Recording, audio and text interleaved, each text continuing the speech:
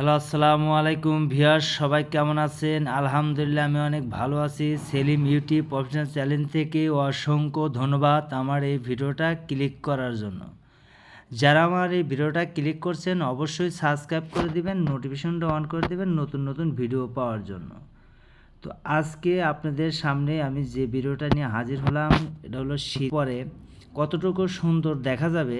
আপনারা যদি ধৈর্য সহকারে এই ভিডিওটা দেখেন তাহলে বুঝতে পারবেন যে আসলে দুই পাশ দিয়ে বর্ডার করলে কতটা সুন্দর দেখা যায়।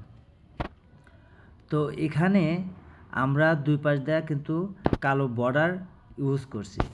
এখন আমরা এই মাঝে যে টাইসটা ইউজ করছি অফ হোয়াইট কালার 12-12 সিঁড়ির টাইস এটা।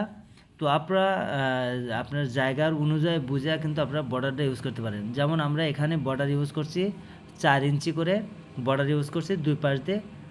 আপনাদের জায়গায় যদি মনে করেন যে 6 ইঞ্চি করে বর্ডার দেওয়া যায় তাহলে আপনারা 6 ইঞ্চি করে দেবেন, যেমন সাইডে যেন সিট না খায়। সাইডে যদি আপনি সিট খায় তাহলে কিন্তু আপনার দেখতে খুব একটা ভালো লাগবে না।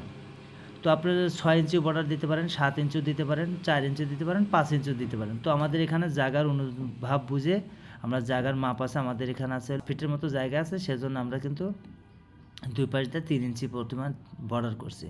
তো 3 ইঞ্চি বর্ডার করার পরে কেমন দেখা যায় এটা আপনারা দেখলে কিন্তু ভিডিওটা দেখলে বুঝতে পারবেন। তো আপনারা যদি দুই পাশ দিয়ে বর্ডার করতে চান সিঁড়ির কিন্তু অনেকটাই সৌন্দর্যটা বেড়ে যায়। তো আপনারা যদি দুই পাশ দিয়ে বর্ডার করতে চান তাহলে কিন্তু আপনারা করতে পারেন। খরচা খুব একটা বেশি না, আপনাদের ওই টাইসের যে খরচা আসবে এই টাইসের সেম খরচা আসবে, শুধু আপনার মিস্ত্রি খরচাটা একটু বাড়তি আসবে। তো বাড়তি আসলেও কিন্তু আপনার সিঁড়িটার কিন্তু এতটাই সৌন্দর্য আসবে আপনারা লাগানোর পরে, এবং এই ভিডিওটা দেখলেই বুঝতে পারবেন যে আসলে কতটা সুন্দর লাগতেছে আমাদের এই সিঁড়িটা।